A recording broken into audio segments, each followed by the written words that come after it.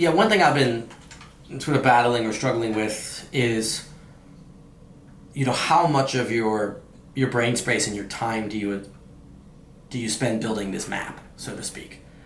Because, reality is the ultimate info hazard. And once you start down this trail of kind of connecting the dots, it can get to be kind of a runaway train.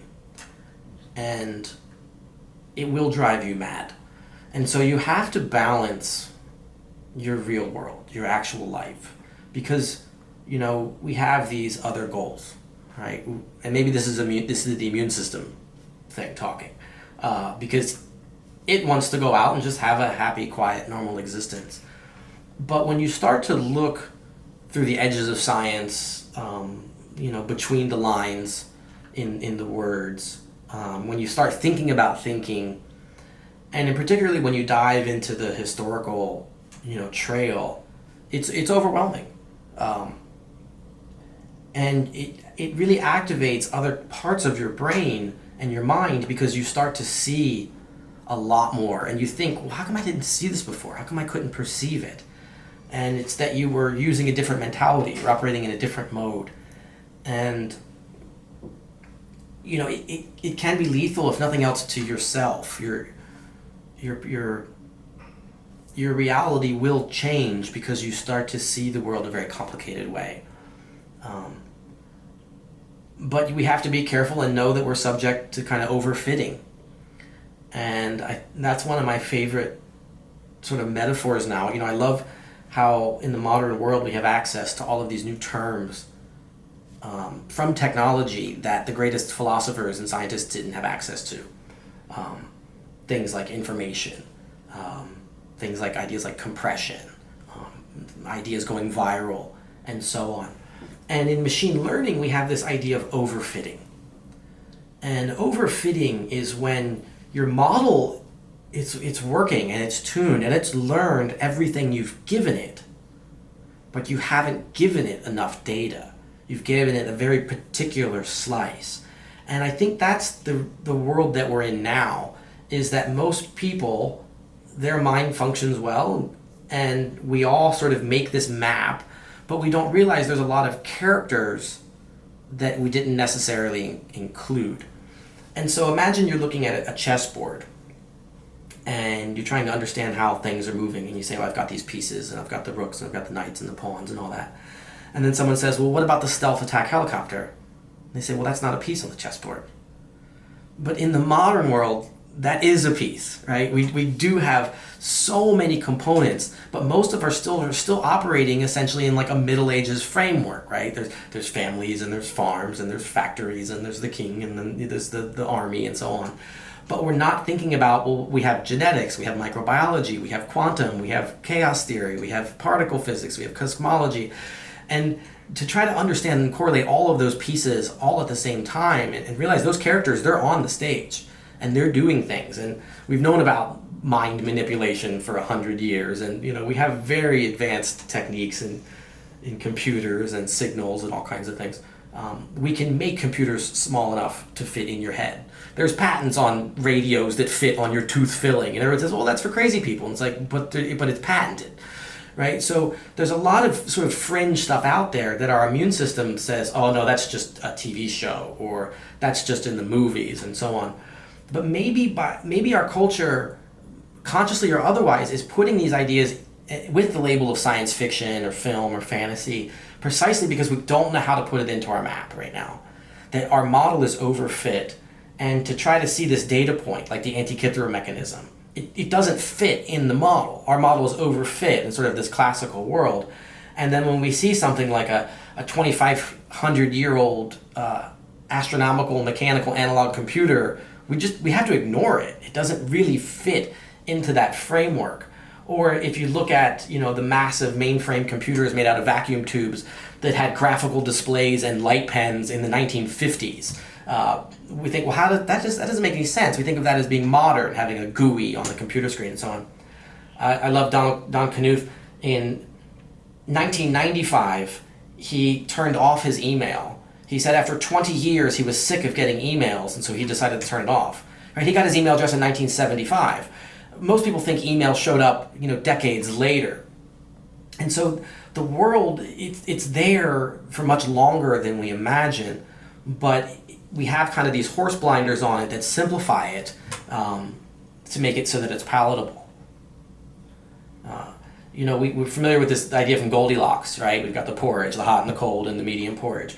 Well, in psychology, there's the same kind of thing, the Goldilocks paradox, which suggests that our mental model of the world is tuned in a way that it's not too simple. It would just be too boring, but not too complicated.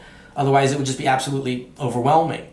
And so we kind of craft this narrative right in the middle, and we say that's the world and that's how it works. And maybe it just doesn't fit in any single human mind, and that's something we have to think about. We were talking about this idea of ideas being victims of their own success, and I think nothing is more of that nature than computers themselves. I like to joke that all computers are military surplus. It's interesting, the Soviets had water computers that could rival the digital computers to the mid-'80s. That I was looking at fluidics for my garden in my backyard, and I wanted to find a pneumatic oscillator. And in that search, very quickly, I came across a military server, just Googling, and it landed on MIL, and the document wasn't available. And I had to put in a FOIA request to get this PDF of a water pump, essentially, from the 1950s. And it turns out that these things are used for rocket thrust vectoring. And so it was a victim of its own success. It didn't make it into the public. And so these kinds of things like a water computer, they're very powerful, and they go back to Hero of Alexandria, and they're not taught in any curriculum. They're not taught in computer science. They're not taught in history. One of my neuroscience students was looking at a certain set of dynamical system equations and how you solve those on a computer. And we came across a mechanical computer for solving these. And again, it was hosted on a military server, not available to access, and we had to kind of put in for another request to get that. And these are computer systems that are 75 years old nearly, and they're not available to young people as they go study.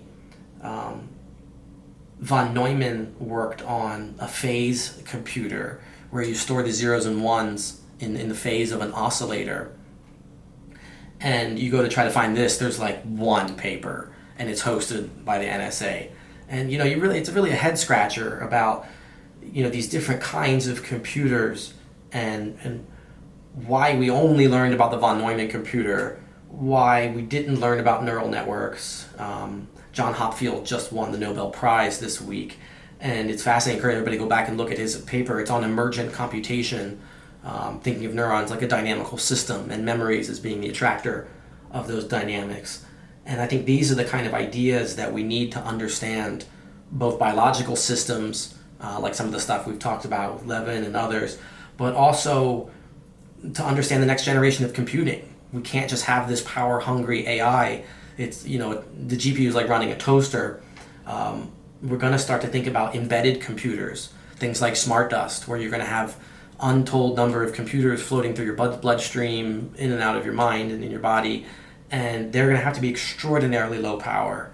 And so we have to take these ideas from fluidic computing, from mechanical computing, from chemical computing, things like reaction diffusion, and start mapping the things we've learned from the digital computer, whether it's the transformer or neural network or whatever it might be, and map these things to these other kinds of computer systems. And I think that's the great opportunity in research for young people today. So I've got an early version of these ideas online now. You can find them on Amazon. I'm putting together a new polished version of that. Definitely take a look at the recent podcast with Theories of Everything. And I hope to keep that conversation going. But I encourage you to be aware of your cognitive immune system so that you can protect yourself from potentially lethal memes that are going to be coming down the line that maybe you wouldn't recognize as being such. But maybe more importantly, so that you can see your own barriers, so that you can see your own horse blinders. Because once you take those off, there's opportunities in front of you, both in your career and in your thought space of directions normally you wouldn't be willing to go, because earlier versions of yourself had already sort of discounted those and say, I'm not interested in that, or that's not a fruitful direction. That you'd be surprised how much intellectual progress you can make once you realize you're holding yourself back.